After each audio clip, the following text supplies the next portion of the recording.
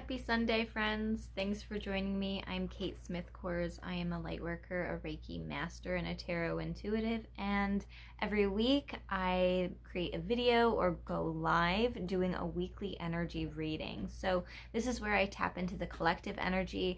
I figure out what is going on with astrology, sometimes the moon phases. Sometimes I'll bring up different messages that I've received from my angels, guides, ancestors to deliver to you that feels important at this time.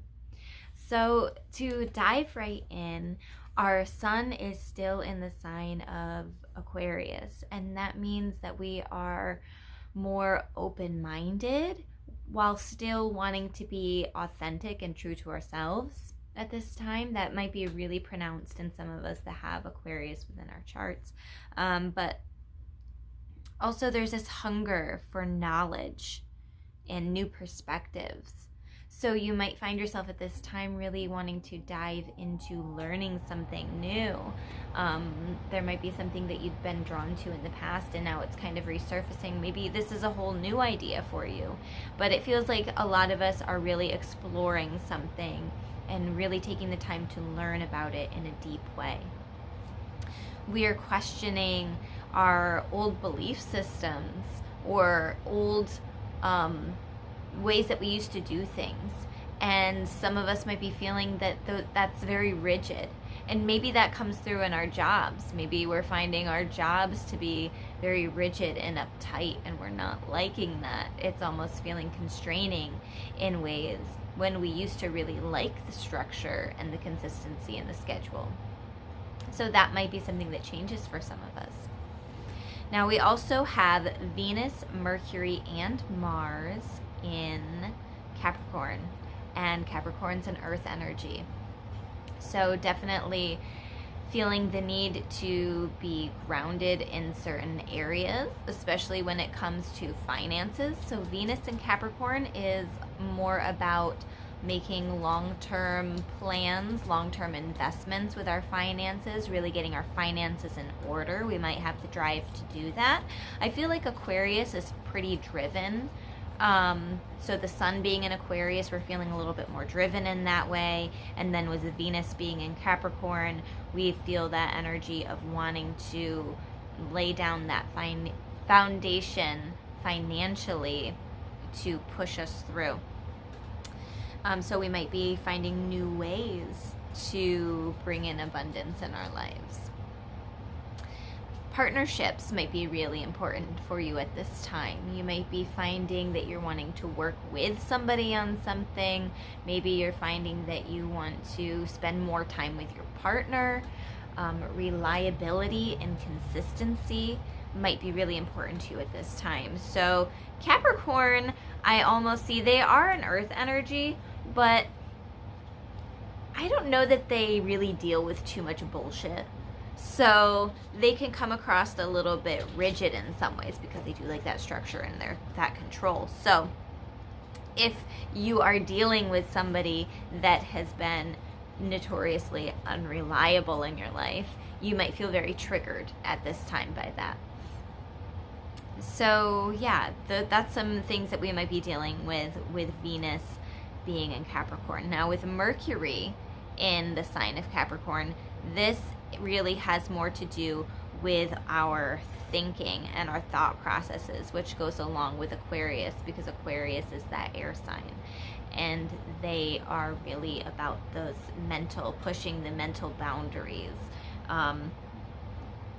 But here we have that Aquarius being a little bit more open-minded, the sun in Aquarius, but then we have Mercury in Capricorn where this is more methodical thinking and being practical in some ways.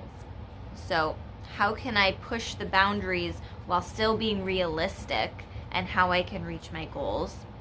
And what steps can I take? How can I kind of plan this out so that I can reach these new goals and incorporate maybe this new idea or this new mindset in my life? So thoughts and communication most likely will be coming through more concise, more logical, more orderly at this time. But again, with that being in Capricorn, there might be times where it comes off a little bit harsh. We might not feel like writing poetry at this time. Say you're pretty artistic. You might not feel drawn to add in the fluff. It might be pretty straight to the point with your communication. So if you are communicating with maybe a love interest, but their communication isn't as flowy and nice as it usually is, that might be why, because that Mercury is in Capricorn, so it might be a little bit more concise than we're used to. Don't take it personally. They might just be feeling that energy. Now, we also have the Mars in Capricorn. Before I jump into that, I also want to touch base. Mercury in Capricorn can be a little bit harsher, but they do go with the flow pretty well. They can handle change. It allows us to be able to handle change well. And that's going to be important here with some of these cards that I pulled. I'll go back to that. Okay, so Mars in Capricorn, definitely thinking about the future again. So with Venus in Capricorn and Mars in Capricorn, this might be a really good time to think about those long-term investments, those that are what we want our future to look like.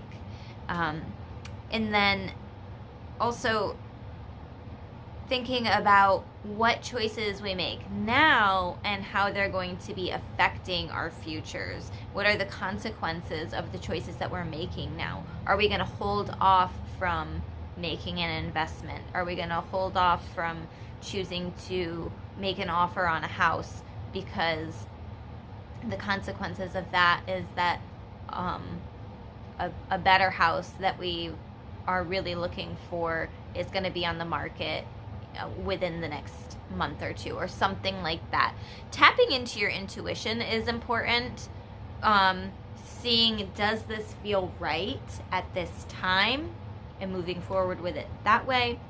But also considering this, things like, this isn't exactly what I want, this doesn't feel good, and so I'm going to choose not to make the choice to leap into this decision because I feel like it's going to bite me in the ass in the future, right? We can kind of feel the energy of that, sort that out for ourselves. So what are the consequences before taking action? Yeah. All right, so I definitely do feel a lot of grounded energy from a few signs being in Capricorn, and I have quite a few Pentacles cards here that I pulled. I have the King of Pentacles and the Queen of Pentacles. So also that link to partnerships and your counterpart. Maybe this is a business partner and you're balancing each other out, but it also feels like maybe at home. So if you are in a relationship, or you're married, or it feels like there might be a desire to spend more time with your significant other at home. That's one thing that was coming through. So don't be surprised if you're usually more wanting to be out and about and you like the energy of it and you like to socialize. Don't be surprised if you're feeling a little less social this week anyway, and you're wanting to spend more time at home. I have this oracle card, Inner Earth, which says base chakra, strength and security, laying foundations. So again, this goes with a grounding energy. It goes along with maybe wanting to make sure that home life is stable as well. And then thinking about future long-term plans, that stability that we're looking for. Strength and security. Security is important as well here. And we have that here with the Nine of Pentacles. So again, this is an increase in abundance, increasing in our desire to maybe be home, increasing our abundance in all areas. So we're increasing our abundance in our positive thoughts, the way we think about ourselves. Sometimes I see her as a self person, like she's standing there, she's reaching up to her abundance, and she's has her angels and her guides for the support system here. There's a bird up there, but maybe focusing on the self and self-care and honoring how you're feeling and what you want your energy to be like as you're pushing yourself throughout the week. So making sure that you're getting your energy right is important. Now we also have the Ace of Pentacles. So this might be a new investment opportunity for you. So be looking out for that. Maybe it's a new job. Maybe it's a new home. Maybe it's just some type of new opportunity or adventure that leads to increased abundance. One thing that I do want to say at this time is to watch out for the getting too much in your head, okay? Because we have the Nine of Swords here, and I feel like some of you might be really stuck in your head because you're thinking a lot of the same thoughts that you've been telling yourself for years and years, and it's weighing down on you, and it is time to change that. So there's lots of people that you can follow that give really great advice. I wish that I could remember the name of the person that I started following, really about mindfulness and the power that our brain has, not necessarily our brain, but our whole body, our energy field has in changing our entire life, the way that we think, the way that we feel, the way that we react and respond to different triggers. So thinking about what might be triggering you at this time and thinking about how you want to be handling yourself. Are we going to avoid certain situations this week because we know that it's just going to cause too much of a headache, too much anxiety, and it's going to put us in a position where it's going to do more damage than good. So don't push yourself too much here this week when it comes to new situations and being social in ways that you're not comfortable with. So we also have, I see so many swords here lately. I've seen a lot of swords cards lately. So we had that Nine of Swords, and then we also have the Queen of Swords, and I really see her a lot for the sun being an Aquarius because she's logical, she's a communicator, she might push the boundaries and perspectives. Freedom, the word freedom is coming to mind here. And we also have the Justice card. So the Justice card, he's holding a sword as well, but it's kind of like wanting to push the boundaries of what you used to be comfortable in and what you are finding yourself wanting to move towards. But then we also have that hunger for knowledge and being authentic, being true to yourself. And sometimes the communication can come through a little bit harsh with the Queen of Swords, but are we speaking our truth? Are we doing ourselves justice by the words that we're saying? So maybe thinking about what you're communicating. Am I speaking my truth? Is it coming across clearly? Am I being understood? That's one of the biggest things lately, is not lately, but just in general, is wanting to feel understood, wanting to feel heard, which is why I feel like in relationships there's I see a lot of communication issues, especially in relationship readings, and I question a lot, is part of it because we're not feeling heard, we're not feeling understood. Does that stem from childhood? That might be something that you want to dive into this week. Childhood traumas. Was I put in positions as a child where I was not able to speak freely? I was not able to speak my truth. And now that's one of my triggers as an adult, is not feeling heard. So maybe really pushing or bumping up a level your communication with important people in your life. Am I communicating clearly, and are they hearing what I'm saying? So that, I think that's part of where, when our Venus is in Capricorn and our Mercury is in Capricorn, we might really think about, am I being heard? Does this person value me? So thinking about the people in your life at this time, do you feel like they value you? So feeling valued is part of what's important for us. Might be what's important for some of you this week. We have the Death card, which might be a rebirth process. You might be going through a change in your life where you're coming up with these new ideas, these new thought processes, these new concepts, where your life feels like it's shifting in some way, this major shift. And part of it might be that 2222 portal, the portal that we had from February 2nd to February 22nd. And that is about divine downloads, angelic insights. What messages are we receiving from our angels and guides, and how is there new opportunities, these massive changes happening at this time? And maybe it's just happening mentally, but that will start coming through physically too. The way that we think will change the way we live. So there might be a death and rebirth process for some of you this week.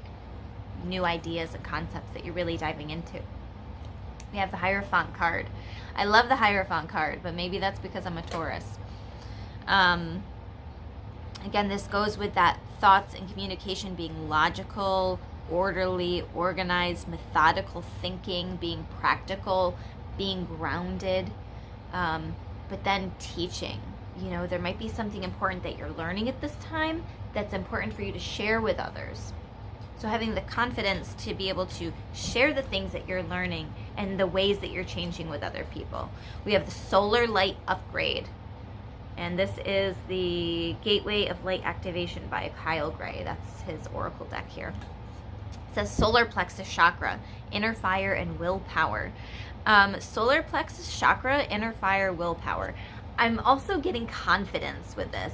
Like this burst of light shining through, like I am confident enough to be able to speak my truth. I have the willpower to stand up for myself and to share my thoughts and ideas with other people. This might not be the week for the actual sharing, but it might be the week to write down those ideas that you've had so that when you're in a good mental emotional state, you can share those with other people and feel confident about it. Yeah, finding some inner fire there. So those are the oracle and tarot cards that I pulled for the week. But I do have one other message that was coming through very strongly the other day. And that was about manifesting, because this 222 portal that we're in is big on manifesting too, right? I've started a manifestation journal specifically for that.